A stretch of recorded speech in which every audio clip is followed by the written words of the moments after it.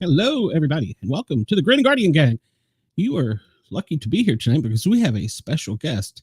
It's our regular Friday night show where we talk everything challenge coins and patches, public safety, and all that good stuff. Not much new going on that you all will see, but there's been a lot of changes behind the scene with the studio and the audio and the video and stuff. So we're constantly working to improve it.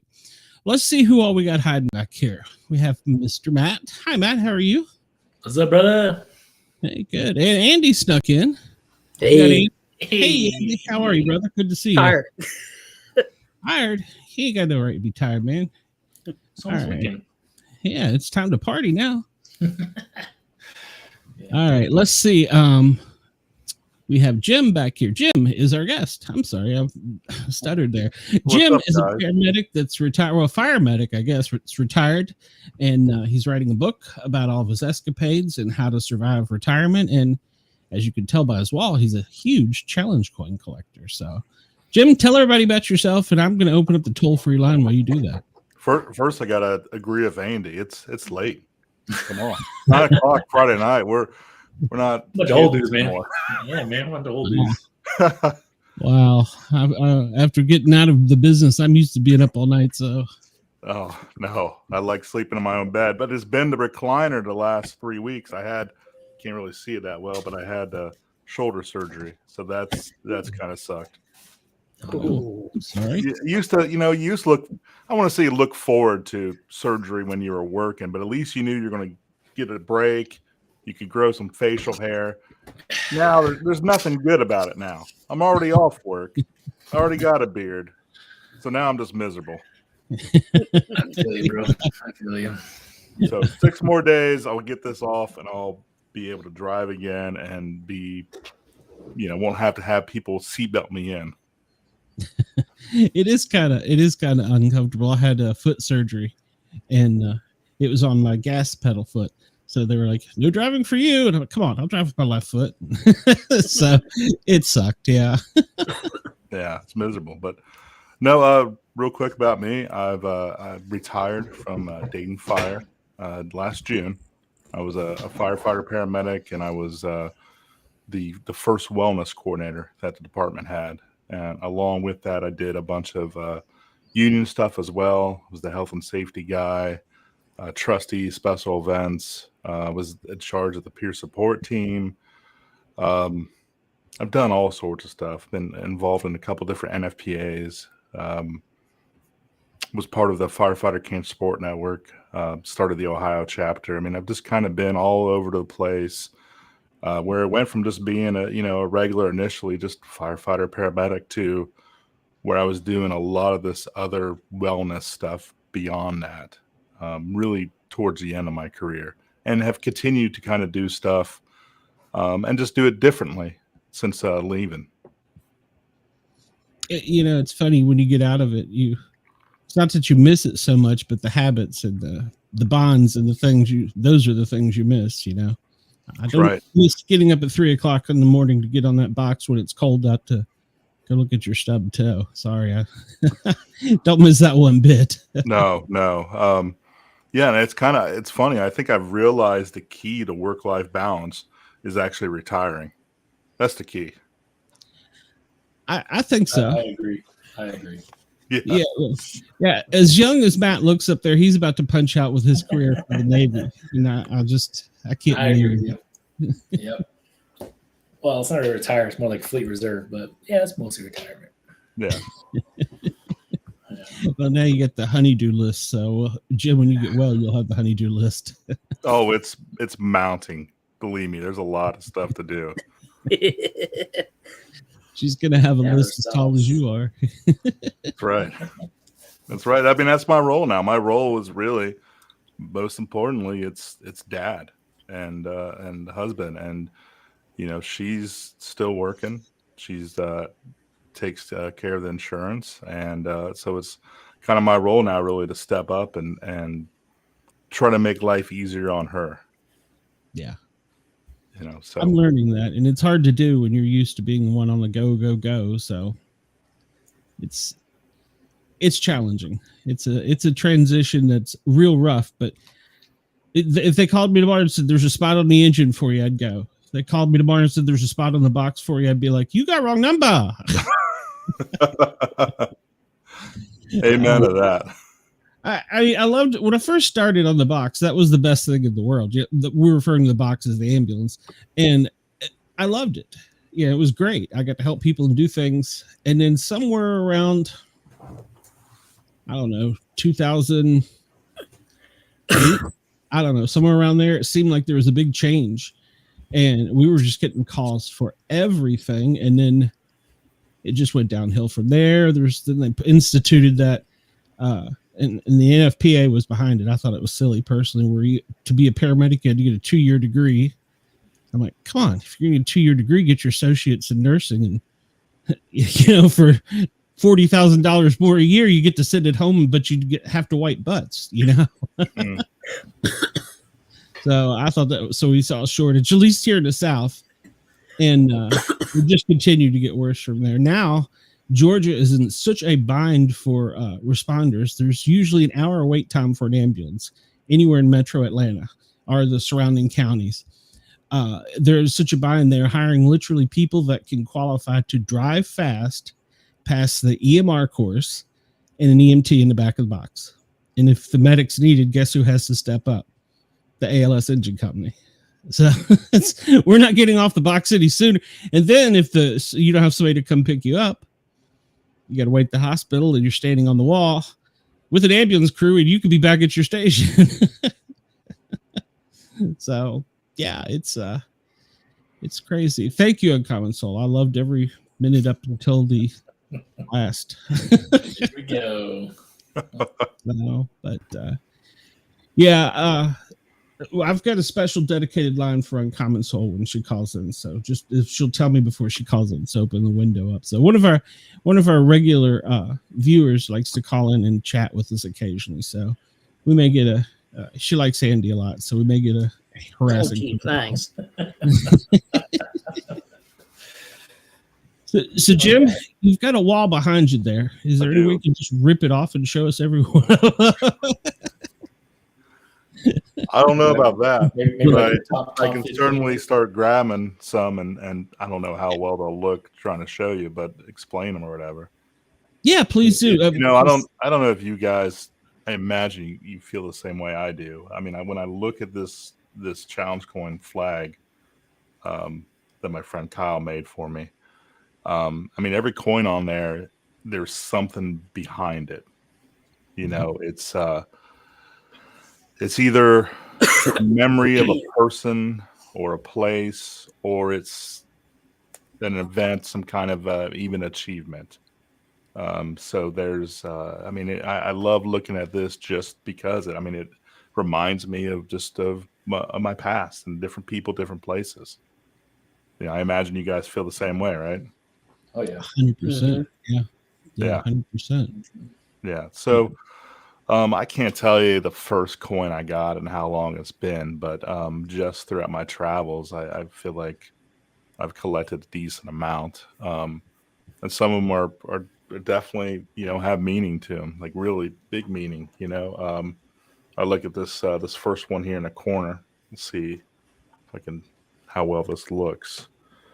It's gonna be hard to see, but basically it looks like an honor guard guy. Oh yeah, and it is this coin is from me serving in the Fallen Firefighter Memorial in Colorado Springs, and actually giving a flag to one of our widows. It was for Bobby Hetzer, who was a fellow firefighter paramedic with Dayton and died from occupational cancer. So 2019 is when I was given this coin. So that was a heavy experience.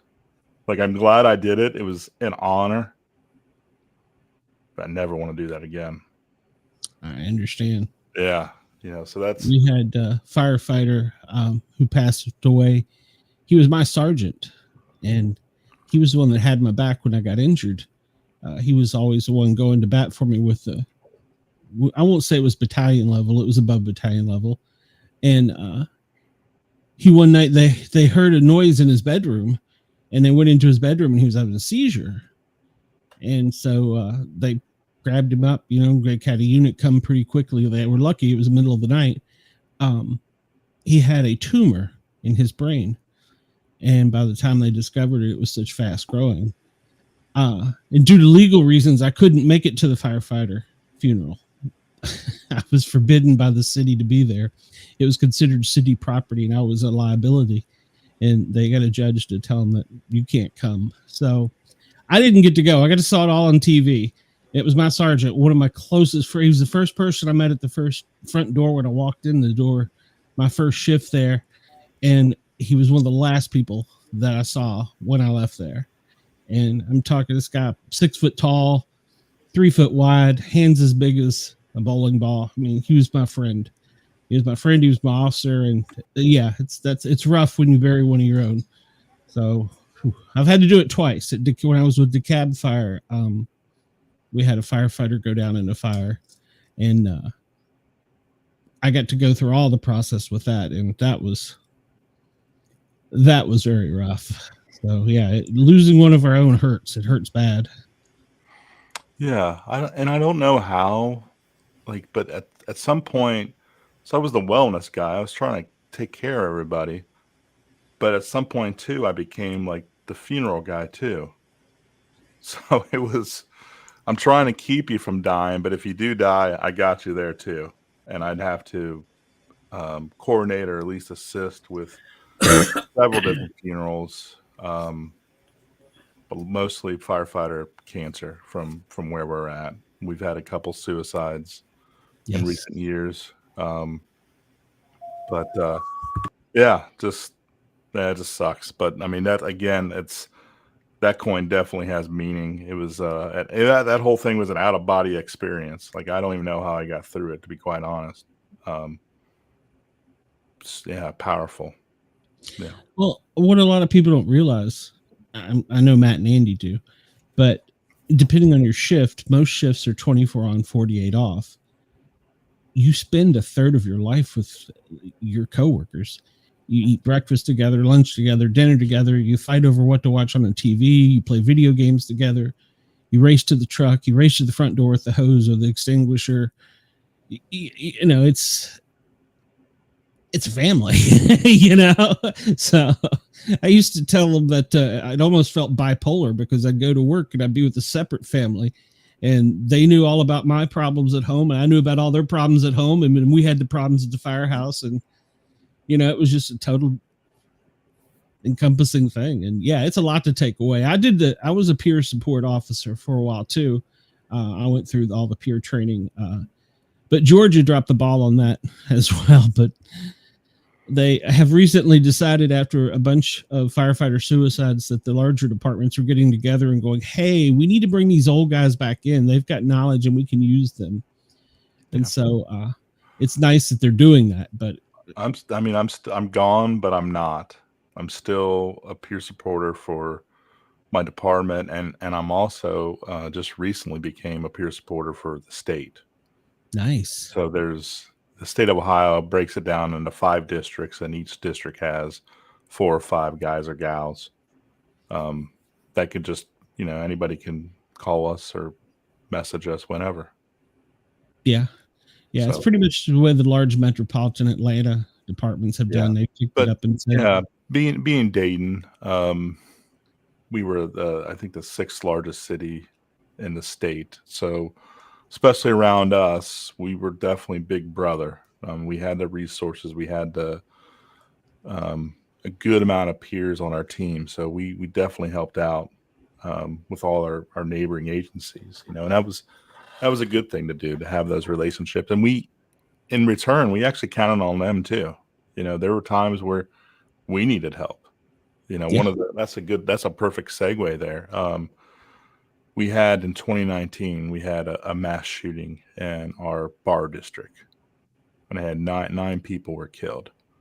And so we actually did bring in people from the IFF and people from the state team and locals to help us out. And one of the things that came out of that is I ended up being picked to be a medic for President Trump. Oh, nice. He came in and he visited basically the police, the fire, and went to the hospital. So he came in, he landed at Wright-Patt Air Force Base, which is 10, 15 minutes away from us, and I was part of the convoy and a medic, and I had a Secret Service officer with me, and he was big in the coins too, so we ended up trading them. And I've got this. Let's see, that comes in a little bit better. Oh, nice. Oh, nice. Yeah. Wow.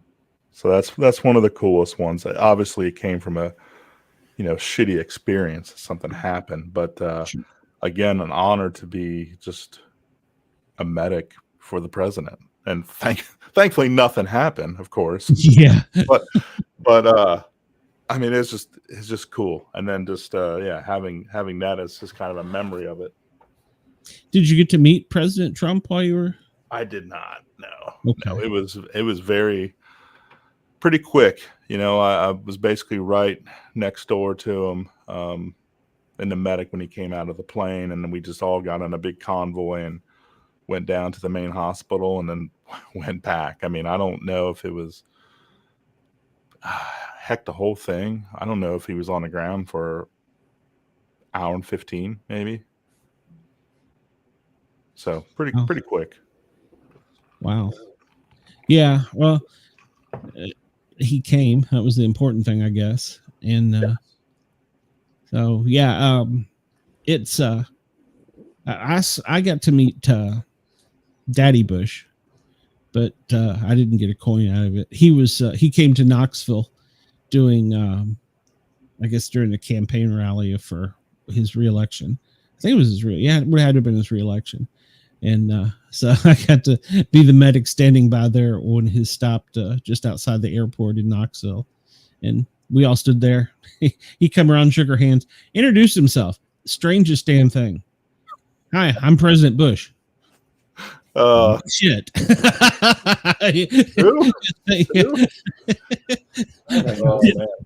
Would have never guessed. Hey, Matt, I know you're short on time tonight. Did you have any questions for him? I know you got some family commitments and things too. You got. No. Like I said, I'm just looking at that rag. That rag is beautiful, by the way. I got a buddy too who does flags like that, and those things are that's awesome because if you get that and you have, like, for me, I only got maybe like 40 some coins, right? It inspires you to get more. Oh yeah, the blanks on there, you know what I mean? Absolutely. But I'm basically topped out. Like, I need to order. You got some like off to the side, a new one. Yeah. Because they are. It was initially, they were like there was a little space between them all, and now they're next to each other. Yeah. And so I'm going to need something here soon. I don't know if Kyle's listening, but I'm going to bug you here soon. Yeah, they're all over those coin groups. You can get I've seen they got sites and sites of people who do actual beautiful woodworking. They can make anything. For us, they can do like a carrier. I've seen jets and stuff. They do pretty cool work on that stuff. So but the question I have for you real quick, for coins, right? I see a lot of coins up there. So it seems like you're more of a traditional guy, right? You don't like to, some of these coins are like a box or Baby Yoda or something. Are you more of a traditional kind of guy, or are you just kind of, whatever everybody gets you? No, I'd like the traditional, but I'm also completely okay with doing something out of the norm. Yeah. Whether they're the die cut variety, or just something kind of unique. I got a few. I've got like bottle openers. I've got one that looks like a horse. One that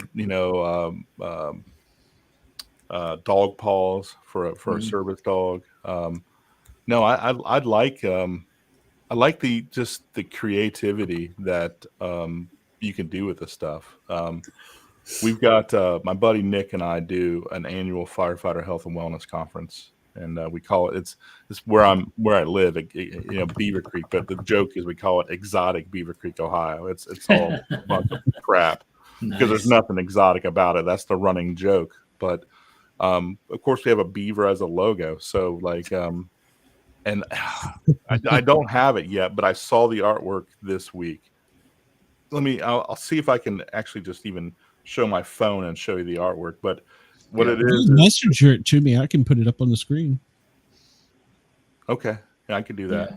See, I was going to ask you too if you're into coins, but also patches as well. You have like a good collection of patches too. I do. They're downstairs in my other setup. This is not my actual, because I do a monthly podcast on fire engineering, and so that's cool. I kind of have the studio downstairs, and that has all my patches on there. And it's a pretty decent collection. Not as many as the coins, but like when you go somewhere, I mean, you're gifting coins or you're gifting patches, and you're hoping for something like that in return. Yeah.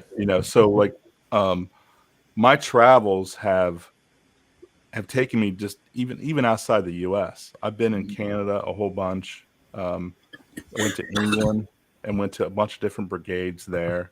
And so when you go to those places, like you come prepared. Like I had a bag of patches, I had coins, and those guys, you can tell the ones who love this stuff are ate up like we are, and they're going in their lockers, they're handing me jackets, they're handing me, they're like, they're actual clothes. Here you go. I was in a dispatch center and had a lady take one of her patches off her 911 shirt and give it to me. Man, yeah, that's awesome. I've had that kind of stuff happen before. It's been So it's really cool. So you just have to know, you have to be prepared for whatever that may be. So I feel you, because when I was stationed over in Italy, and we'd hit up all these different countries, and if you didn't have a challenge going on, you better have something else, because they were willing to give out. I think one guy was like from like the Dutch Army or Navy. He had like a bunch of like a knife, and one of the guys like, well, I got this pin, and he just literally took his one of his awards off his uniform and gave it to the guy, and he gave him a knife, and I was like, that's pretty cool. But yeah, they'll eat it up if it's anything American or anything cool. Yeah, they'll take it. Nice, yeah. That's awesome. So Glenn, I just sent the new design to you. It is again, so it's Beaver Creek. So each year for this conference, we do a different theme, and we try to. Although we're talking serious stuff. I mean, it's a legit conference, but we also have a sense of humor, and we don't always have to be serious. So every year, different theme. This year's theme is pro wrestling. So we've got all these speakers coming, and we'll have all these people coming all over, the US and Canada, and they're coming to exotic Beaver Creek, Ohio. One of the guys that we booked, like for the wrestling theme, is we actually have the Mouth of the South, Jimmy Hart, coming over.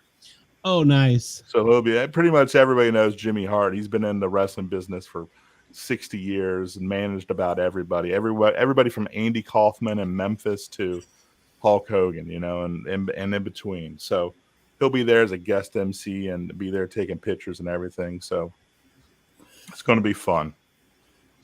And you can find out, I'll plug it myself, exoticbeavercreek.com. That's not a porn website. That's a don't mess that one up. Yeah. So let me get our logo. Oh, that's nice. There's the Lucha Beaver there wearing the mask, the wrestling match. Oh, love that. That is great. That's awesome. That is awesome. So Matt, I don't know. That's probably your answer there. I that's probably not the most traditional thing, but I think it's hilarious. That's badass. I love it. I love it. I love it. Absolutely. Because a lot of times in challenge coins, a lot of people don't, there's like hidden meanings behind it all. Like, not everybody gets it, but the ones who do, it's something to laugh about. Oh yeah. That's really cool about it. I don't know if I have any really inside joke kind of ones, but that would be good to have. Yeah. I know a couple of people you're going to have to hook up with a beaver coin. So. Yeah, I'll trade it up. Trade with some coins. Hell yeah. And while you're looking, I'll show you. these are new. These came in. This is my new camera, so everybody bear with me. Oh gosh. Yeah, it's our coin for the show here, the Grin and Very Guardian cool. Gang. And Matt will have to tell you what that means down there because I only speak redneck. So It's Latin for not for self, or not for self for others, or something like that. Very cool. Yeah. in our logo, yeah. Definitely. Yeah, he is. Matt, if you ever need anybody to draw you a picture of a cow on the moon eating a mushroom, he can get it to you in about 20 minutes. Yeah. Like 20 Mr. seconds. AI himself. I've never met an individual in my life who has that talent. Very cool. I'm behind in the comments here, but yeah, show us some coins here, Amy. Thank you. Welcome to the show. And I want to send a special Chris Moore. I saw this in the comments. Yeah, Lewis the service dog. We love to see animal coins. We love law enforcement stuff too. In fact, we had a lady from Protecting the Blue Line. Look at that. That's That's Chris's badass. Lewis's coin. That's badass. awesome. And We had a lady on the from back. I don't know if you'll be able to Protecting- see it, but it just says Lewis. Oh, Oh, that's that's badass. gorgeous. A picture of him. I love that. So we had a lady from protectingtheblue.com come on, and she goes around the country handing out these coins to law enforcement officers, and she's trying really hard to get to the Police Memorial 2024 in DC.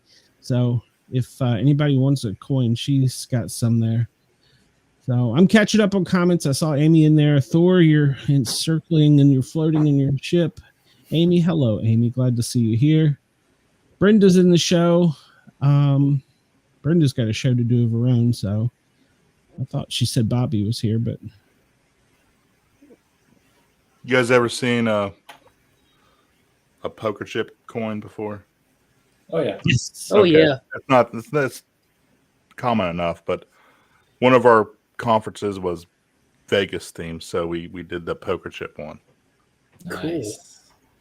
The poker chip is metal or No, it's like a legit poker chip.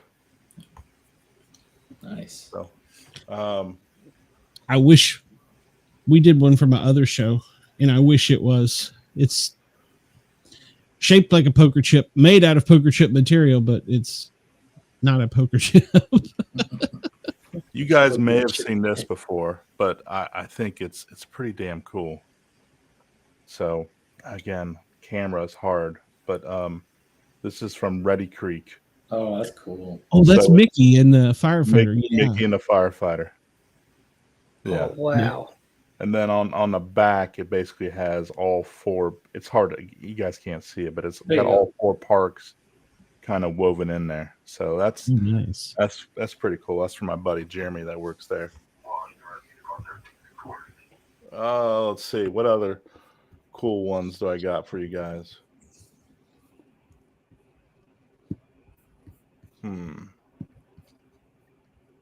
No, this is a pretty big boy here. I dig this. So this is from General President Ed Kelly from the IFF. Wow. So I'm honored to be working with the IFF on what do they call it? Basically looking at completely redoing our PPE, starting from scratch, trying to get rid of all these chemicals and just starting over. So I've been, I was in DC last November, and I know I'll be going back a couple times this year, but President Kelly is big time into trying to get us into gear that isn't going to get us sick. So Good. pretty cool to have him and as involved as he has been regarding that stuff. It's these bumpus little departments like I was with, and I retired that have 1980 SCBAs. When the face piece breaks, they try and blame you for it. Yeah. Yeah. So, oh, okay. Well, if I broke it, I want it as a souvenir. Oh no, you can't have it. Oh, why? Because it'll be in the investigation. I mentioned the horse-shaped one. This is from my buddy Tim. It's hard to see again. Oh, that's Nice. So he's done about it all: fire, police, military, and now he has a farm and he does equine therapy. That's cool. I It's was going to say, how do you go from being a fireman to riding a box to riding a horse? That's kind of he did it all. He did it all. But he's the most down to earth person I know, and that's one of the other things at this conference. And I keep plugging it, but he's going to be there, and he's actually going to bring his horses out because his horses are. His house is 5 minutes away from where we're going to have the conference at, so we're going to do like a live equine therapy, intro right then and there. So I don't think I've seen any other firefighter conference do that before, but nice. We're big enough idiots to actually like try to do it. No, that's nice. You said you had the biggest one you'd ever seen. I was thinking to myself, no, I think Matt has everybody beat on that one. You got one of those paperweights handy, Matt? Oh gosh, which one? So this is the one from the base. I'm gonna make you big, Matt, since that one's a wide one. Yeah, it's a golf ball marker coin. Oh wow! It's a hanger. It's an actual hanger coin with sliding doors. With the logo, and inside, as you open it up, it has a golf ball marker that you can remove, for playing golf. There you go. Yeah. That's pretty damn cool. Yeah, it's about 5 inches, 5 inches in length, and on the back, it's got pretty much everything we got here: the jets, the airfield, the airspace, the 2 towers, all that good stuff. So I don't know who came up with that, but they put some time into that one. It was all me. Yeah. Well, Diva did it. Yeah, it was all me. All the coins that I make when we're talking about these are all designed. Yeah, by me. that's the beast I was talking about. Yeah. You said he had this is 11 ounces. It could kill people, but we're just gonna say it's a paperweight. It's got a little bit. It's got chief anchors, from military. Call me if you want to succeed, right? In the Terminator voice. It's not Skynet. It's Chief Net. There you go. With the 2 guns from the movie. Yeah, dude, so, that's crazy. So my coins are they're a little different than mostly traditional coins. This is a good old Back to the Legacy. Still Back to the Future one. This one's about a 5 millimeter thickness. The flux capacitor on the back. So it's I love mine it. Mine are they're a little different. So when you asked me the question earlier, I know where you stand. Yeah, well, and then here, anything that's not round. Yeah, here, let me share my screen because I got one to show you. That this is the latest one that I have that's coming in. Let's see, mid-April. It gets here before mine does. Yeah. So here's this one. It's you guys see it?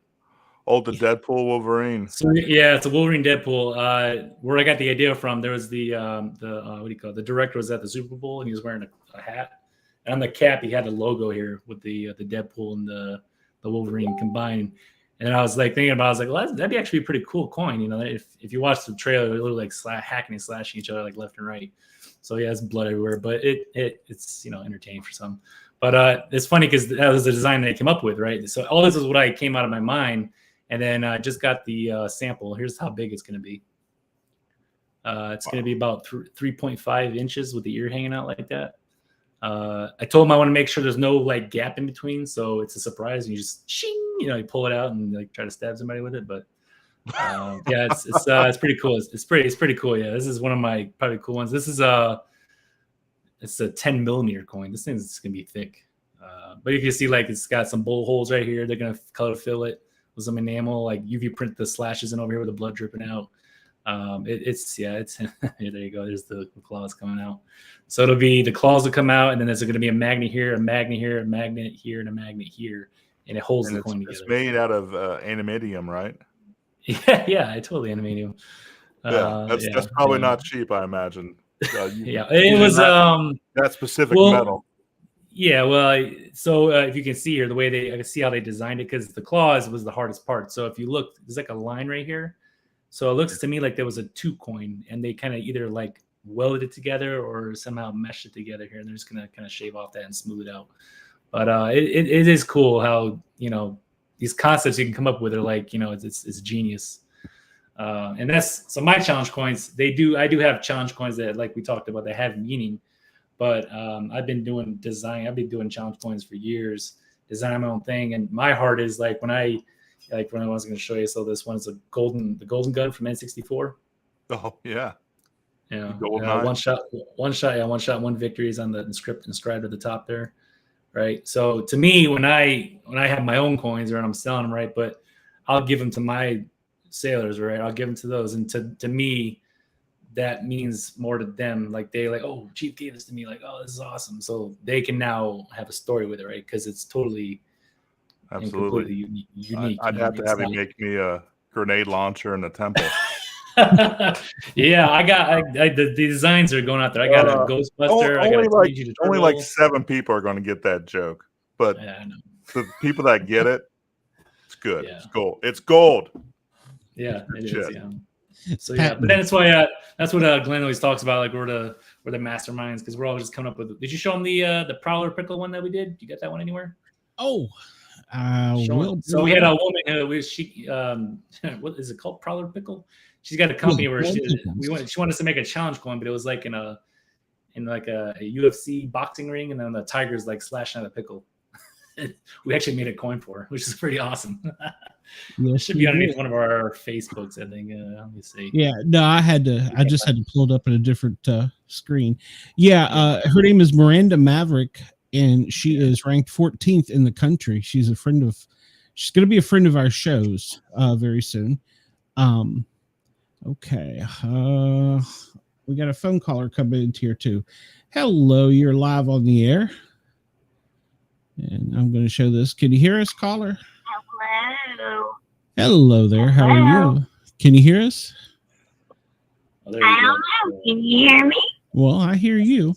Awesome. Let me finish my story here real quick. So I come up with the idea. Her logo was a lion. It was nowhere near as fierce as what Matt got drawn up here.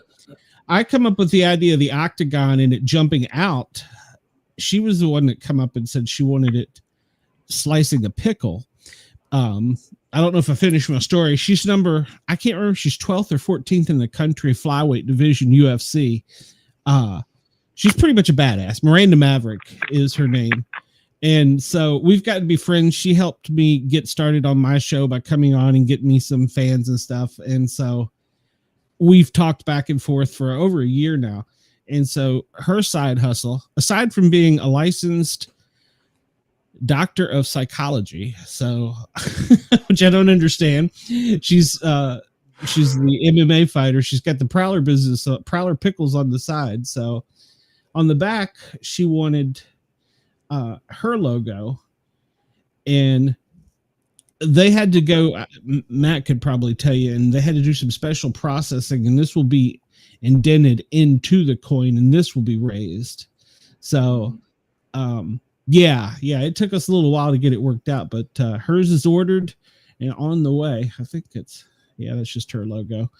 But I love it. Besides the pickle, I don't do pickles. Well, I'd tell you this would probably kick your ass, Jim. So maybe we should have did a Rick and Morty pickle. Maybe that one did better. I don't know. Yeah, Uncommon Soul, are you still with us? Or did we lose her? I think she's up. Okay. Well, she can try to call me back on the other line if she wants to. Sometimes that line is picky. Make sure I got that window open handy. Yeah, that was it. Okay. All right, go ahead. But yeah, so we've made a couple for some people, and it's been a lot of fun. You guys are definitely creative. I love that. Just the outside of the box kind of stuff. I mean, yeah. There's tons of them. Yeah, there's tons of them out there. There's hat boxes. There's I'm on like 27 different coin groups, and I've seen just about everything they could possibly think of, and it's actually surprising. The challenge coin thing. It's a pretty grueling market. There's some people have some serious traders and stuff, and they'd be like, hey, how much we want to trade for this? What do you got? Let me see what you got. And it's pretty Have you heard the story of the police officer in Florida that unloaded 2 clips on his own cruiser when he thought he was shot. Oh, was that where that they mistook something getting in their car or something? Is that right? Yes, he mistook an acorn dropping on the car. And somebody with an acorn, but the best. This is my coin of the week. I've got is this one. Somebody, I bought this one. I was like, I've got to have that. It's too cool. That's awesome. Yeah, it's the acorn. Yeah, so the officer. Now, I'm not making fun of the officer. I wasn't there. I'm going to go out on a limb and say there's probably some PTSD involved, having suffered the route myself. But yeah, he's kind of the joke now of the police world. But there's been some really good coins come out of it. So. Oh, that's like nothing's off limits. The rest of the world just makes memes or whatever, and we're out there making coins. Exactly. I love it. Oh, I don't know if I have any funny ones. You know, Andy, have you got any more recently? Any new ones? I talked about. No, actually, I haven't. I'm still Sorry. waiting for a couple of them that are pre-ordered. Okay.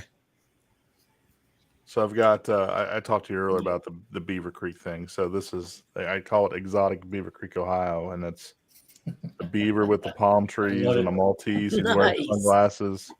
Love it. Yeah. That's badass. Oh goodness. Yeah, it's hard to pick just one, isn't it? Especially because each one has a story. Yeah, I mean, I've got one from Bobby Halden. I also keep on here. You know, I know this is a challenge coin show, but this is. Let me grab a few of these. Hold on. These aren't challenge coins, but I still think they're cool. These are guitar picks. So there's a Metallica Oh, That's nice. awesome. and another Metallica. Let me see if I can get that in. Now it's got a fading out and what is this? Oh, a Linkin Park. So Oh, cool. That's so cool. Are they plastic or are they metal? oh, they're plastic. I mean, they're They're legit. actual picks. Okay. Yeah, but just throw it. You know, they play and then throw it out in the crowd, and I was lucky enough to get those. That's cool. Now check this out. Like instead of a coin, my buddy Mike, they actually have. This is for South Lake Tahoe Fire. And they actually have like gold badges. Oh, that's so Like cool. instead of coins, they give you like a legit Dang. badge. Oh my gosh. That's nice. It's numbered and everything. I mean, it's pretty damn cool. Is it heavy? That's sweet looking. Yeah, I mean it's legit like Yeah, badge that you would wear. that's crazy. Awesome. Ah shit. What else do I got for you guys? So, Jim, are you into trading, or you just like what you got and you stick with it? Because you said a lot of them are memorable, right? Well, yeah, that's the thing. Like most of the besides the conference ones, which I may even have extras of some of those. These are all from friends or places I visited. Like, so I don't think I've ever traded any of them because I guess they're all personal to me. Yeah. You know, I don't get them to like. I mean, I have other ones besides these that I guess I purchased along the way, and I don't even like if I purchased them, I don't even like put them up anymore because I just have so many that have actually been given to me. Oh hell, this is another important one. Another IFF one. You know, where it's just the IFF logo, but on the back is the Serenity Prayer. And well, can't see it for shit, but the Serenity Prayer. I was given this after when I was at the IFF Center of Excellence in 2022. I spent 40 days there, and when I graduated from there and was finally able to go back home, I got this guy. So yeah, I would say good times, but that would be a lie. Yeah, we've all had that. Mm-hmm. Yeah. So Definitely. yeah. So they all. I mean, there's all meaning, stories, people, events. I mean, and it's all that. And I want to keep having those events. I want to keep having those meetings. You know, who knows? I know maybe that's a good segue for the book. I got this book coming out May 1st that really just, it's autobiography, just talks about the good and the bad. And I mean, all in all, I guess it's a tale of resiliency and hope, but it's a lot of, don't do what I did kind of things as well, be smarter than me. But yeah, who knows? Well, that book will take me too. Maybe I'll be adding even more coins, I don't know. We'll see what happens. It comes out May 1st on Amazon. God, I have no shame. Like, shameless plugs. Here it comes. No, we are taking your time, and so it's worth something. So absolutely, no, by all means, we don't mind at all. Yeah, we'll take it. We've had other autobiographers in here. One a few weeks ago from the Coast Guard. One was it last week where Joel wrote his story about coming back and his time of having down thoughts and how he came back through rehab and stuff. So yeah, we've had that. I think we had Michael. Oh gosh, I forget his name. Sagru. Yeah, we've had him in here talk about his stuff. We've had the major from Fairfax County Police Department, Ed. I can't remember his last name. He came in and talked to us a lot about stuff. So yeah, well, we talk challenge coins. We talk war stories. We talk BS. we don't mind, and we're glad that you came, and anything you want to talk about, the floor is open. It's yours. So, and somebody's asking, is it going to be available on Amazon? It will. Oh, and available on Amazon. Yeah, it's your autobiography. Yeah.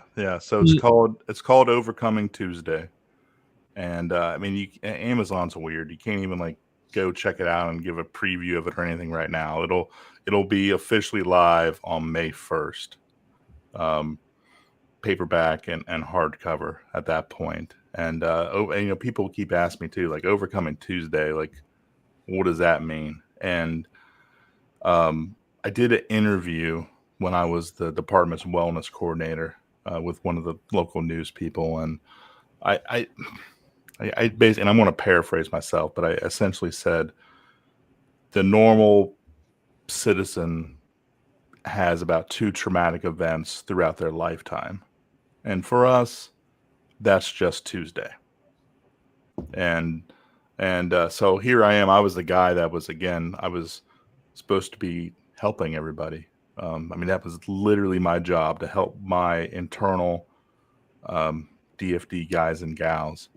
But I was falling apart myself, and I was acting my ass off. I just had so much shame and guilt, because I really, and it's ridiculous now that I think this way when I'm looking back. But at that time, I really had the mind frame of, how is it going to look if the guy that's supposed to help everybody else needs help himself? And so I just avoided. And, a month after that interview, again, I'm in Maryland, and I'm at this behavioral health place, and, inpatient 40 days. So my sister was the one that really picked up on that interview, and she's really talented. And she wrote a song, like a song based off of that. And that was waiting for me when I came home, actually. And it's pretty damn heavy. And it wasn't, I still was working. I still was on the job. I came back. I never went back and worked in the firehouse again. I worked a restricted duty stint, and then I ended up retiring on a disability and left a couple years earlier than I should have. I wanted to. And that's all kind of goes over in the book, and it's kind of a shit show. I kind of got a raw deal as well from the department, which sucks. But we've all moved on, and we've all made peace, and it's good now. But it was later on. It was actually last August when my sister finally talked me into actually writing a book, and she wrote it. I just got to be like this right here and be on Zoom with her. She lives in South Carolina, and I just got to tell her story after story after topic after topic for a couple months until we had enough to make it a book. And each chapter we go back and forth and make sure it still sounded like me.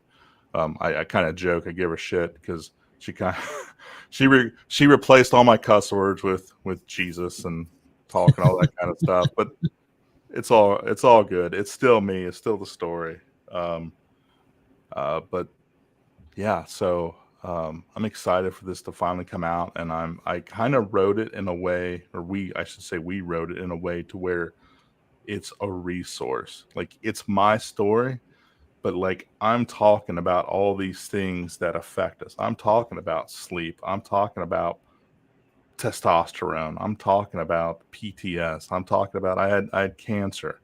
I mean, all that stuff I throw out there. I just put myself out there, and just hoping that, again, for a lot of this stuff, that people can learn from my mistakes and avoid stuff instead of going and dealing with it themselves. So that's kind of the gist of it. Can I ask you a personal question if you don't care? When did you realize you had PTSD?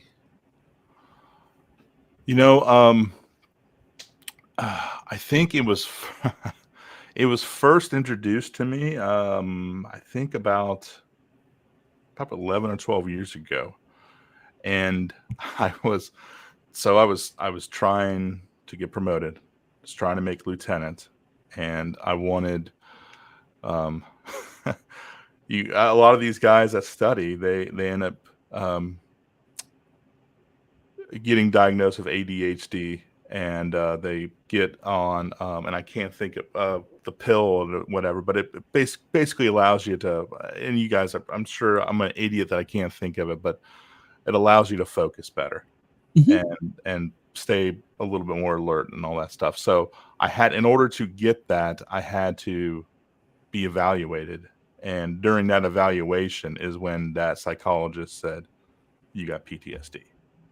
So that was the first time that I was Adderall. That's right. I was told about that. I was trying to think. Thank you, Chris. I was trying to think Adderall. What was it? Adderall. Thank Chris you. Chris would know about it. Sure. Amy says, "Been there. It's great to be sober. Congratulations." Adderall. Thank you. Oh, his name is Heath Good, but he's really great. It's Heath Great. He's great. But so that was the first time that I was told I had it. I can tell you, I didn't really feel like I had it back then.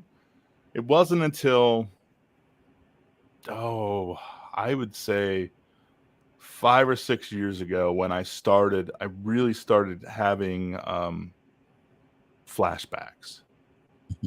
I got moved back to my original station, and a drowning with a kid. I mean, it's always kids with us, right? Yes, it is. Always. And I mean, I passed that house a couple times a shift, and but it wasn't leaving me. It was daily. I wasn't even at work, and it was bugging me. And that's when I really started talking to a clinician, started doing EMDR, and working through several other calls that were, I mean, it was really helpful. But I think there was just so much I saw early on, and I think we're all guilty of this too. We all do this. Like, initially, you want to see everything, right? Like, somebody's cut, they're slashed their throat. I didn't have to see it. I still wanted to. I still did. And it was, I mean, for probably the first half of my career, it was I wanted to see.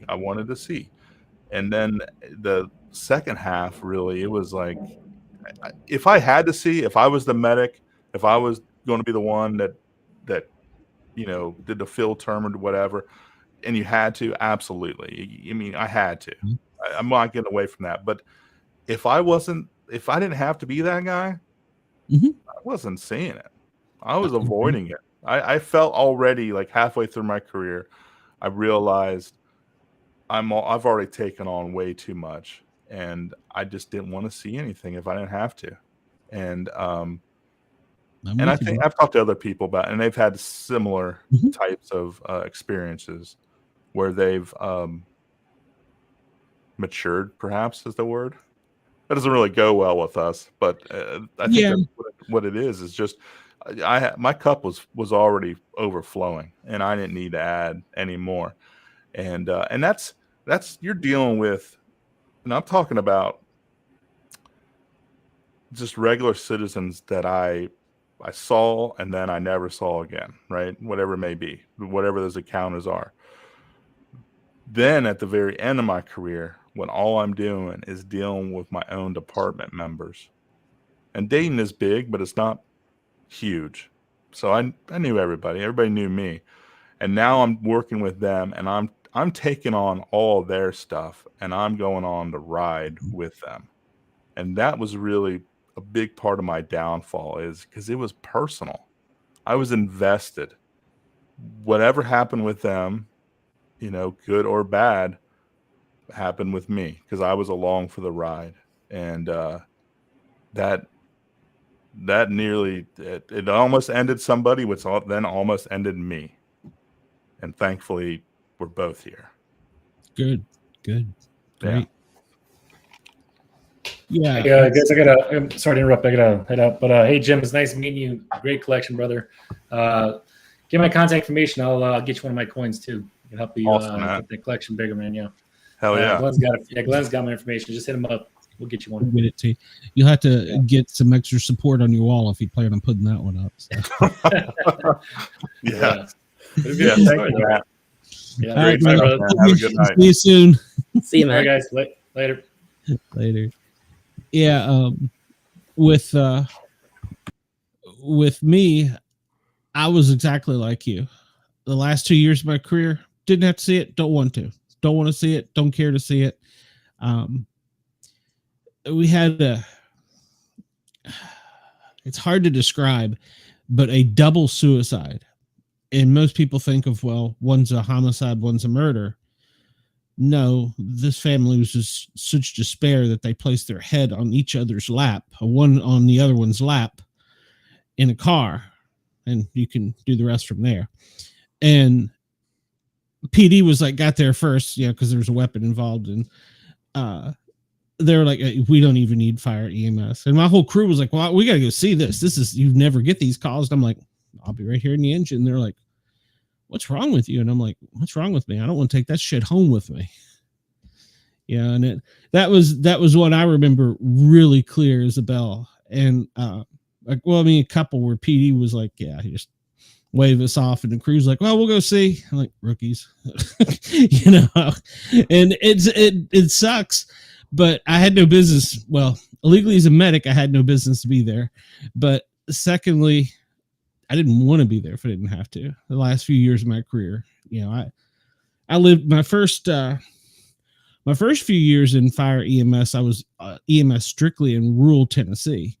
And so we had trauma. And when those people decided to go on shooting sprees, holy cow, they were, so the first few years was there. And then I moved down to Atlanta, and they told me when I came in, because I was still excited, they said, look, 10 years is like 30 here. We have very few people punch out here. And I was like, yeah, whatever. I was still, young, dumb, full of, so, I was like, yeah, whatever. 10-year mark. I wasn't even toast. I was a briquette, because in that time, the healthcare crisis had collapsed, and the fire department had completely taken over EMS. So even if you got a chance to get off the box, you weren't off the box. You know, so, and we were running, I remember one shift, I remember thinking to myself, we're going to hit 24 calls this shift, which, you know, a lot of people's like, oh, that's impossible. It's calling out. Well, if you have 5 hospitals in your jurisdiction and you're allowed to do treat no transports, that's not that hard to do. I think I had somewhere between 28 or 32 one shift. And when the bell rang, there wasn't a medic there to relieve me. And the battalion chief, who was a medic, the oncoming captain, who was a medic, and I think the driver was a medic. They all look at me and I'm like, I'm off. And they're like, no, you got to take this call. There's nobody here. Totally lost my shit. I started screaming and had to be escorted out of the station by, we call him the angry fireman. He then, after that, coined the term that I was the angry fire medic, because I was screaming, no, you're a medic, you're a medic, you're a medic, get on the effing box. They pulled me out of the station. So, yeah, it's there towards the end. I was really burnt. So I went to the smaller department and I thought, it's going to be great here. I'm going to love it. And I did. I love the guys. I love the station. It was everything I loved about being in a firehouse, minus the 16, 17, 18 calls a shift. Yeah. You know, we'd run a dozen was a crazy day for us. And I was like, this is great. You know, I can handle this. And COVID hit. And well, for people that's not in public safety, that actually became a very big deal. So the fire chief decided, which I'm totally opposed to and against, and will stand on the record for this till my dying day, that's unsafe to send 2 people on any call. Unsafe, period. They sent 2 people on a call. They got there. It was, they had to declare Mayday. It was patient fighting them. And so it was our first due. So we all hopped on the engine and was like there in 2 minutes. And the next thing, series of unfortunate events, I was attacked by a pit bull. Nobody saw it. That was the craziest damn thing. Nobody saw it. So I got taken out. You know, I went straight, ER, then the orthopedic surgeon, surgery, blah, blah, blah. I was ready to go back to work. 100% ready. I hadn't passed on the physical agility test, but I had met him sufficiently enough for everybody but the orthopedic surgeon. He is the orthopedic surgeon for the Atlanta Braves, the Georgia Bulldogs, Georgia Tech, the Atlanta Hawks. He's pretty big deal here in Atlanta because I had to have specialty hand surgery. And luckily my wife was with me that day. And he said, well, we got to talk about this. I said, come on, doc. I've been through physical therapy. I've been through occupational therapy. They've sent me through the psych therapy. I'm ready. Send me back. And he said, I can't and I won't. And it just hit me like a ton of bricks, you know, like, what is he talking about? And I just fell apart right there. And he said, and on top of that, you have PTSD. And it never hit me until then that I had been building up everything I had told people not to do, you know, put those socks in that sock drawer, push that drawer tight, don't let it open. I had been doing the same thing. And then when he said no, I don't know if it was a release because I wanted to go back or if it was me just being frustrated after having went through the whole process and fighting the city the entire way and pushing myself to, you know, a 56-year-old man doing something that a 45-year-old man having to pass the state of Georgia physical agility test again, you know, is hard for, you know, pushing myself to get to that point and then not being able to. But at that point in time, from that moment on, it was a downhill race. And I couldn't tell anybody why because I didn't know why. So workers' comp, because they were obligated, that was the word they used, they had to send me to a psychiatrist. That went over real well. He put in there that I had PTSD light, which I still haven't seen the DSM diagnosis of PTSD light.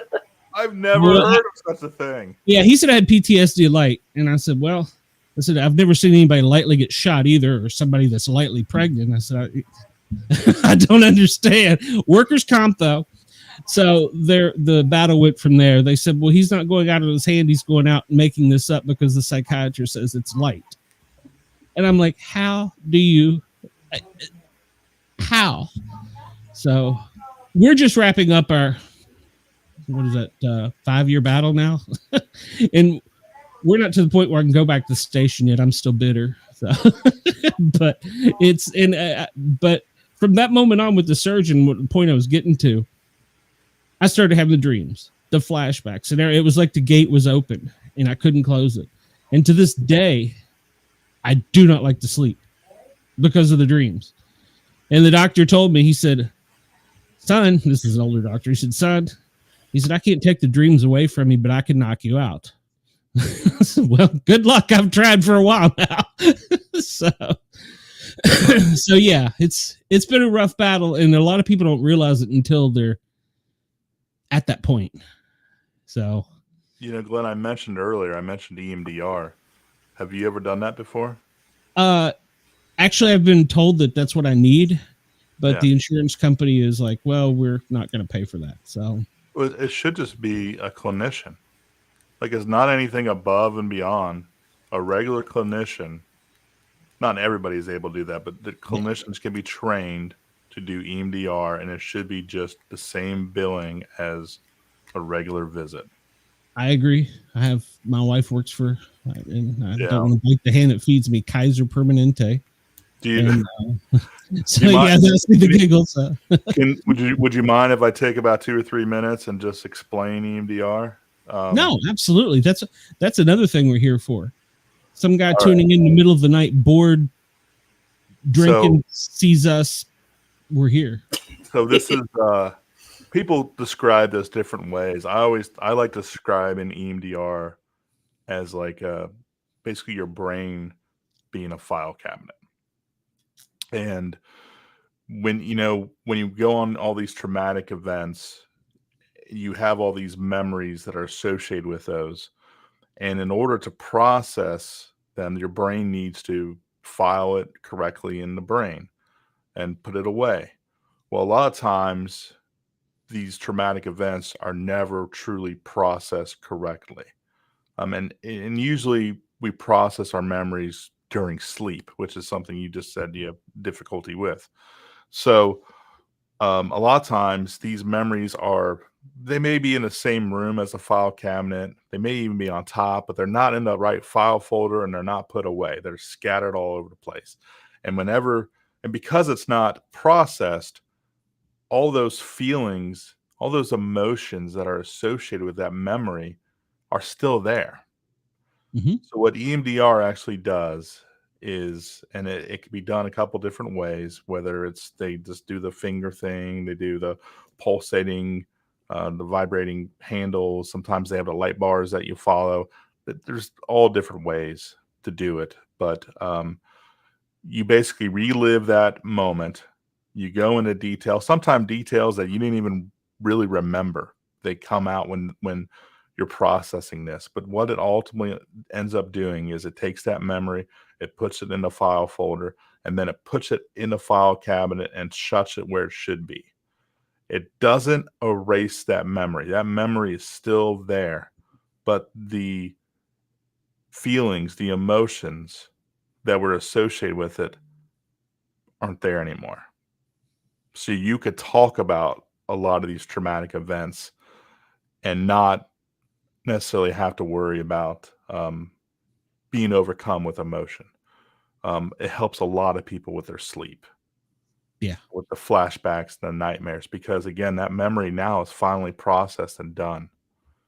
So it's definitely worthwhile for you to look into it and try to find somebody that's trauma informed, that knows trauma and can do EMDR. And for anybody out there that's watching or listening, like, yeah, I agree. It's legit. It sounds like voodoo, but it is absolutely helpful, and it should be a game changer for us in this industry. But it's getting out there, but it's not out there as much as it would be. Yeah.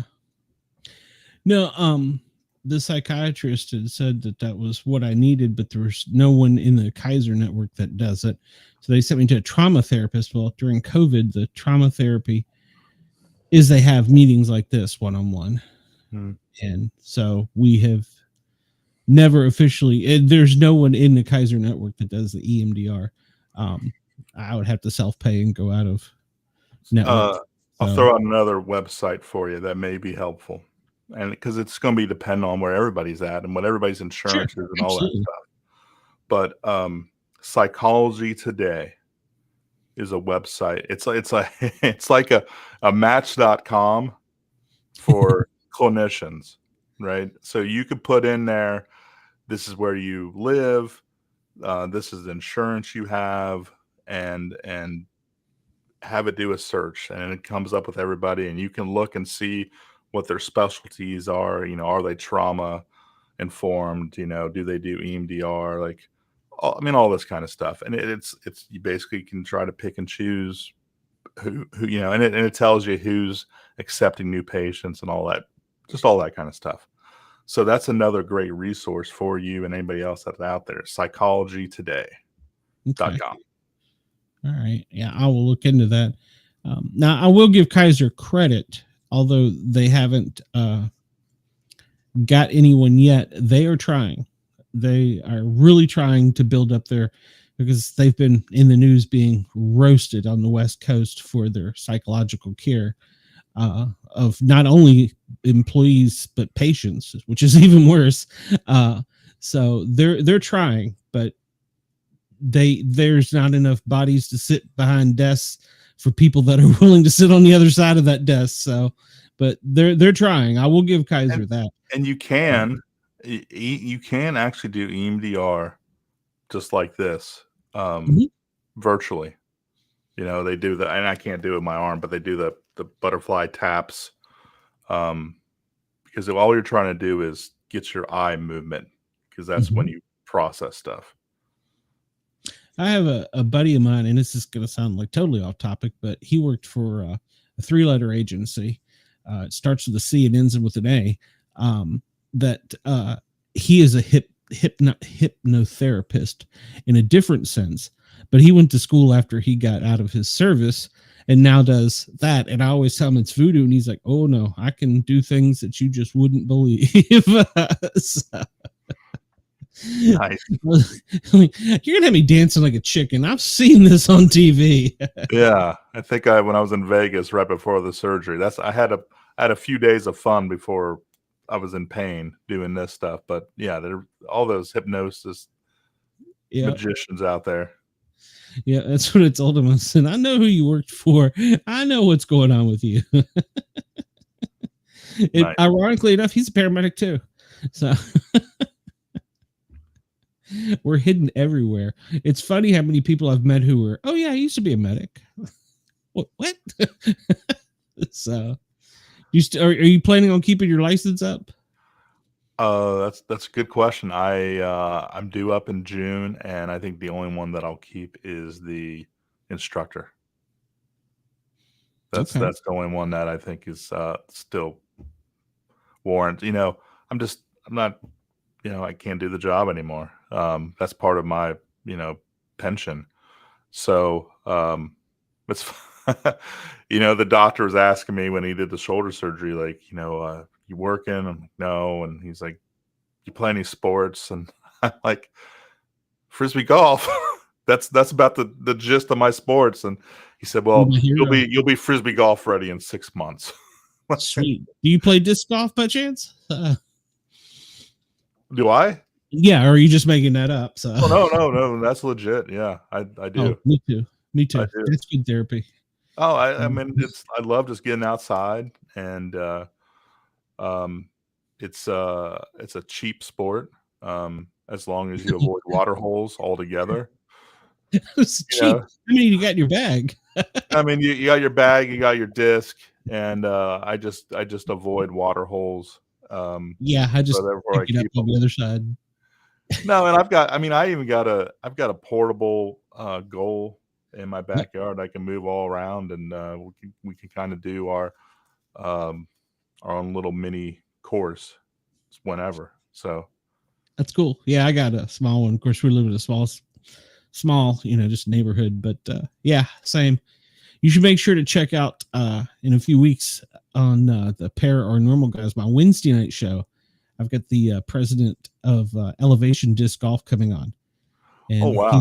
he's going to talk about the new plastic and some things they got coming out. So I begged and pleaded for that interview. I was like, please. He's like, you're a paranormal show. And I'm like, come up with a ghost story. I just want to hear about the disc. Oh, that's good. That's good. Yeah, they are. They're getting lighter and lighter. And yeah. It's fun because I'm still way just a beginner, but being out there and talking to people that actually know, like, there's a lot to it. I don't want to say it's as particular as real golf, but like there's a little bit of science behind the stuff, you know. I mean, everybody's listening like, what the hell is he talking about? It's just a frisbee. No, it's not. I got scolded when I was a kid when I asked to look at a frisbee, and I had the guy from behind the counter tell me that frisbee is a trademark of Whammo. It is a disc golf. Like that's but like it tells you, like, when you look at it, like, you know, it fades to the right, it fades to the left. I mean, you have to like understand what those numbers mean. You have to understand what the weight is. Like it's more than just, I'm just going to toss this frisbee. Yeah. Yeah. You didn't think you were going to talk about frisbee golf today, did you?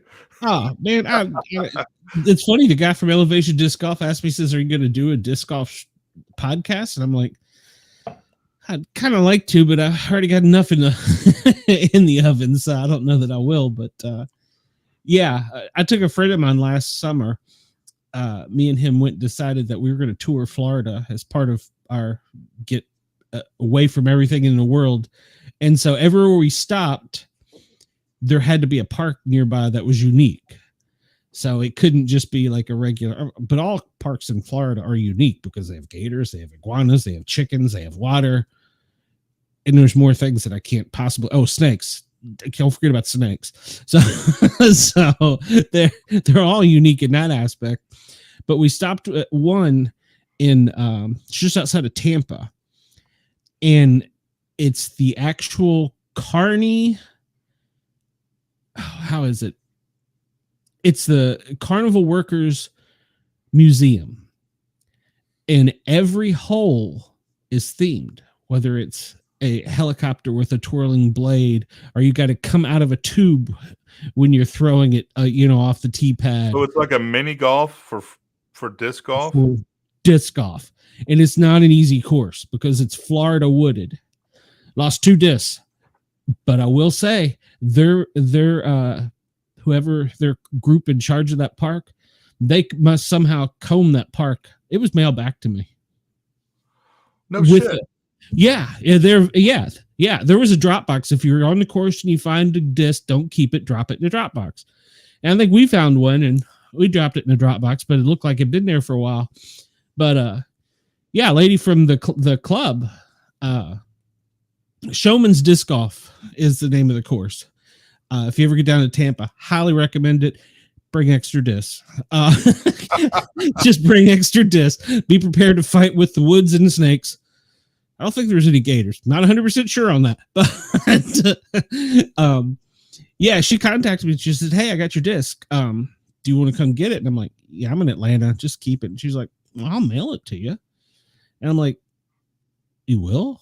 I was like, "Well, so I ended up, I had made some patches. It probably cost more to ship it than probably pretty close. It did. I charged my friend for it because it was the disc he lost. But because I found mine, I was like, "You owe her a couple bucks." So he paid her. Ended up sending her some. I made some disc golf patches, fire department themed disc golf patches. And I sent them to her, and she messaged me back and she said, "Can we use these for our giveaway?" And I'm like, "Yeah, do you want some more?" And she's like, "Yeah." I was like, "Gladly." So I sent her some patches, and yeah, you will never meet outside of public safety some of the nicest people in the world in disc golf. Yes. Surprised me. Yeah, it was really surprising. So yeah. But yeah, so yeah, we got off on disc golf tangent, but yeah, it's great. I love it. And if I've got to go back this summer to play that course again. We got ran out on, what was it, I think it was 16 because it started storming pretty hard and we were deep in the woods and we didn't want to get struck by lightning.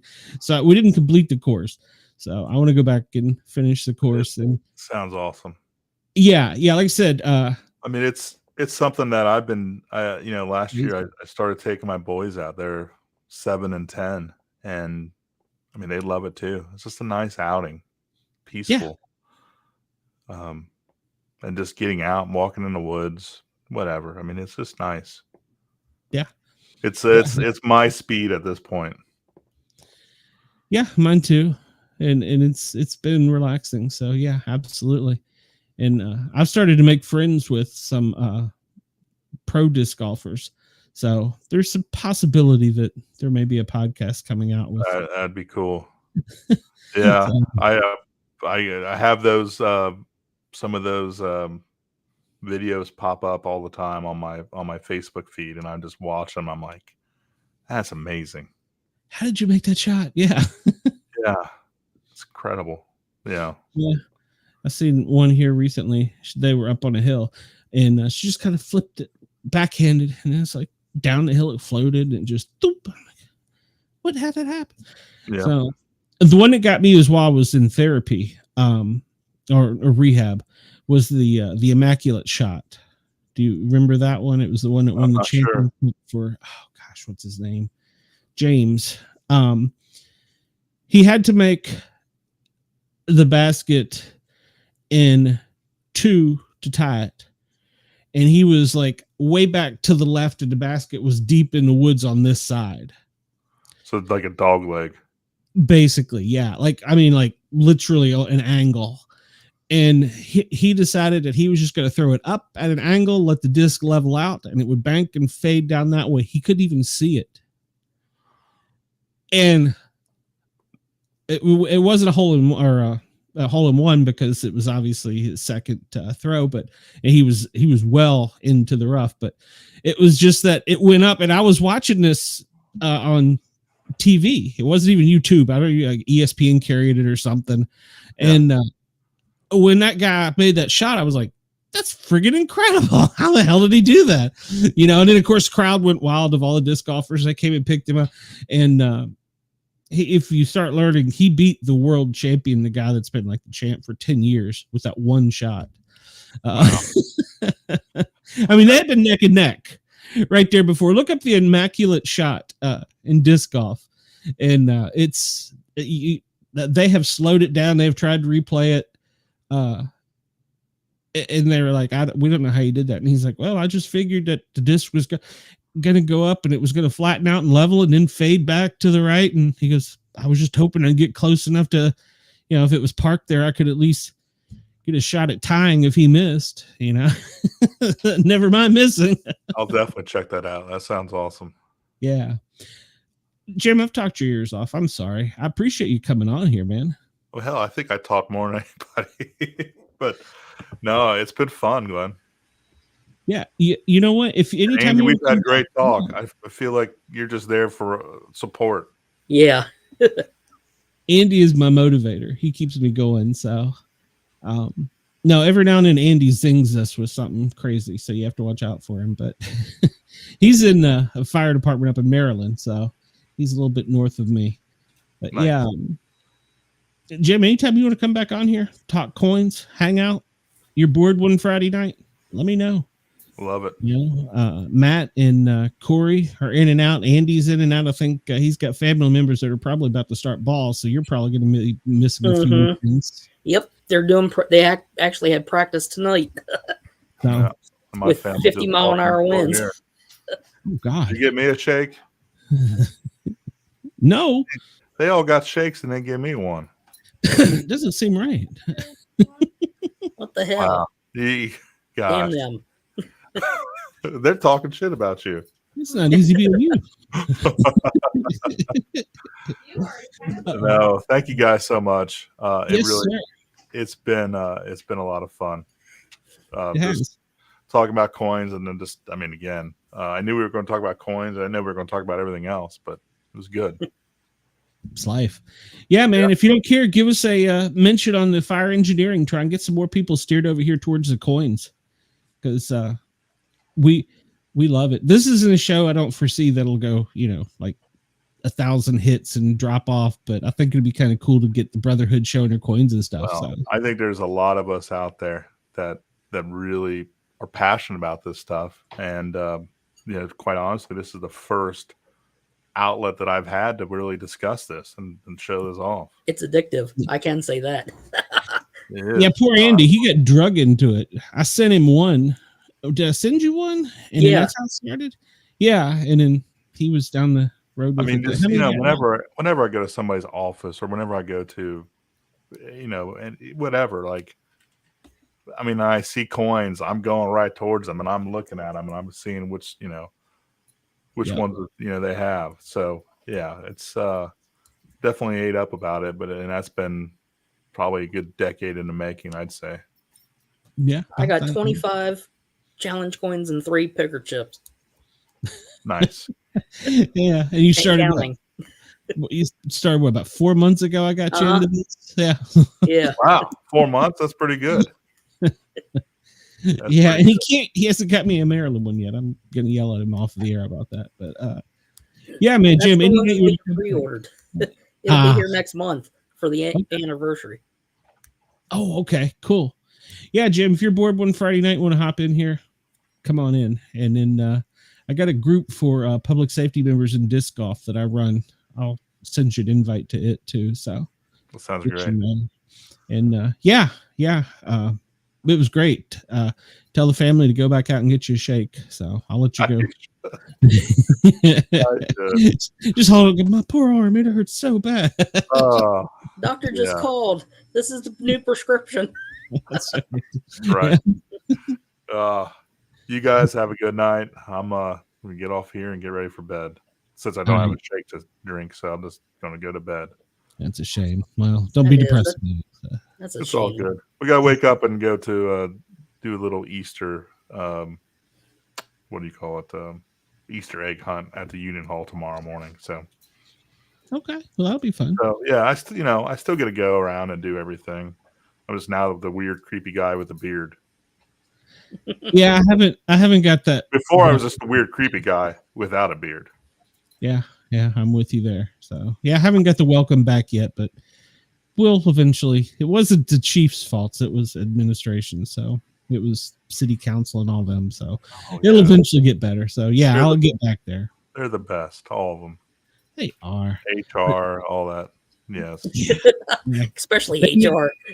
They know me on a first name basis. So yeah. Oh yeah. Well, and I realize this is the last thing I'll say. Like when they had an opportunity to help me or not help me, they chose really not to help me, and that's probably because I was a year beforehand talking shit in the paper about how they treated all their firefighters who got diagnosed with cancer. So I think when they saw my name and they knew my name and they had the opportunity, am I going to help them or not?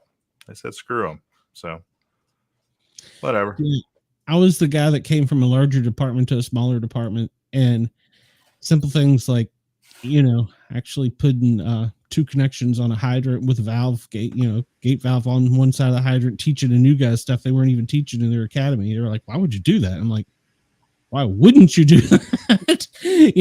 I was that guy that was up the training officer's ass. I was the guy that was even the EMS training officer. So I was a royal pain in their ass. And when I look at the air package stated 1980, I'm like, kids are older than this, Yeah. So yeah, I was similar. So, and so yeah, that's with me. They had the opportunity. They were like, yeah, no, they didn't even offer me an ambulance transport. They told me to drive myself to the hospital. I was like, okay, I'll dial 911. I don't mind. Yeah, it started pretty close there afterwards. So, Jim, have a good night. We need to talk more even off the air. So and right. you can probably shoot me some guests this way. So please do. We want to get on here and see all the cool coins. Sounds good. All right, Thank Jim. you, guys. All right. See you, Jim. Have a good night. Yep. All right, night. That was awesome. That was a great show. That was. every now and then, and yeah, we get off topic, we ramble, but every now and then you get the guest in that just loves it, has the passion for it. Yeah. It's so much better. I mean, it's not that it was bad, but you know what I'm saying? It just makes it. And when they say the secret words in fire and EMS, I like when they use the word liability. Yep. Yep. So, well, hopefully my audio. Times. Oh, yeah. And we'll never send it. I learned the hard way. Never send an email. Well, and don't carbon copy to all city council members and the mayor that has the word safety in it. That upsets me. Oops. Asking for a friend. Was that a bad idea? But what was that? This isn't for me, but oh no, it was all for me after that email. What was funny was the chief prints it out, brings it to me, and hands it to me. And I'm like, what are you handing this to me for? I know what it says. I read it and handed it back to him. And the little smokestack in the top really blew out. Nice. I want you to correct it. You can't actually go back and correct a digital copy. So, it's not like I can shred that up. Exactly. And I do miss the city, and I miss the guy. I miss the guys. In fact, there's a picture that pops up. I got an electronic picture frame, and there's pictures from throughout my career, and I'll see the station photo of my last crew, and I really miss those guys. So yeah, I miss all my crews I worked with, but the last ones, we got to be the closest because it was such a small department. So yeah. So what do you think? I think the video looks better on my end, and I think the audio sounds better. I have not heard the popping or cracking. So no, I haven't either. There's no distortion or anything. Yeah, Kyle, our AV guy, my son, he was in here with me, I think 3 hours 2 days ago and 4 hours today. And in addition to all they made upgrades and changes to Streamlabs, and then the mixing program, Potato, and Voice Mod, the soundboard. So everything got changed and updated at the same time. So everything was off kilter. Geez. So yeah, it was fun fixing it, but we got it all fixed. We're not going to restream. I tried that for a month. I never put a show out.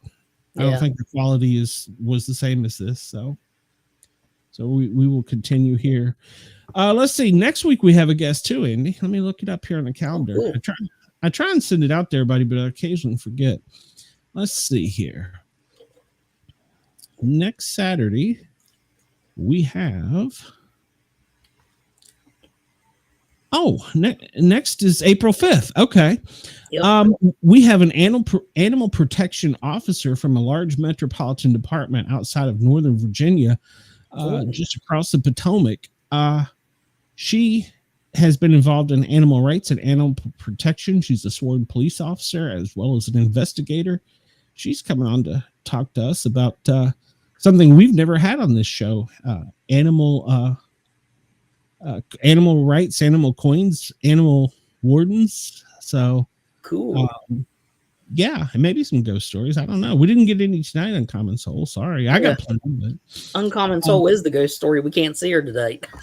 Yeah, I heard her for a minute. So yeah, so did I. Let's see. Who have I got coming in on our Wednesday show?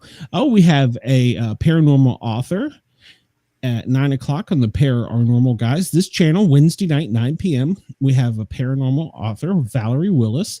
And then at 10:00, we have a professional brewmaster, master distiller, disc golfer, and he also has some spooky tales besides for the drunks off of his product. So I'm looking forward to that. Nice. So, yeah. Uncommon Soul, Amy, Brenda, Chris, Heath. Let's see. I'm sure I'm leaving some people out here. Thank you all for being in the chat. Thank you for keeping it going. We appreciate it. And everybody, please remember, I'm going to do that stupid thing that YouTubers do. Remember to push that like button, hit the subscribe and notification button, that thumbs up and all that good stuff. It would help us a lot. We're still growing. We're We're trying. And anybody that wants to come on, even if you don't have a coin, we can make the coin. But even if you just like talking about coins, come on. Oh, I didn't show you that other one. The chief approved it. Hold on, let me pull that up real quick. That's the other one I meant to show tonight. The chief did approve this today, so I've got to get down to, I'll probably be up tonight dealing with the people to get it set up. Let's see.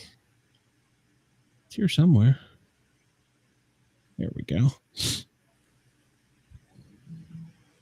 I think I'm also going to slide up to Knoxville too for the, maybe if not for the weekend. Now, is the same person going to be making these coins, or do you have another new person? No, this is going to be totally different, bro. I'm not dealing with that lady again. She would make me lose my damn mind. So yeah, this will be for the Rural Metro. We've changed it, customized it. It will be new. It's still the Rural Metro Tennessee logo, which is what they wear on their uniforms. And then this is the new fire department seal for the county. And then, of course, since the chief is making it, well, it's got 3 bugles. So cool. That was his change. So he wanted the 3 bugles on there. So yeah, it's all got some symbolism. The state of Tennessee flag, the colors, the Star of Life. This is what they wear on the AMR uniform. AMR serves the Knox County area. So it's on all of their uniforms. Is that me or you? So. No, it was me. Oh, okay, because I got one too. So I was like, did I do that? That's a nice new coin. I like the colors on that. Yeah, we're gonna finish working that out, I guess, tonight, and I'll probably get that one. There's actually only a couple little things they got to change. They got the Tennessee flag, the tri-stars, off slightly. Mm-hmm. And to keep it official with the state flag, we're going to keep that. And the size of the stars is too small. So, but I think that's the only change. I'm going to go back and look, but I think that's the only change. So nice. Yeah. So that'll be going out and going to production, and will be for sale soon. And he's going to get me some more artwork for different stations around Knox County. So cool. I'm looking forward to that. Yeah. I'll probably burn out some more, Knox County ones just because I like the guys. Let's see what else have we got going on. That's about it. You can find us over on yergsradio.com. Every Friday night is the Grin Guardian show, but he also carries us on Saturday night and Wednesday nights. You can go to yergsradio.com and hear replays, or you can go to yergsradio.com and listen to some of his other shows. He's got quite a few talk and political shows that are good. We are also broadcast out of Atlanta, Georgia on WDJY. You can also find us on WFRN Radio Free Nashville. You'll find us there.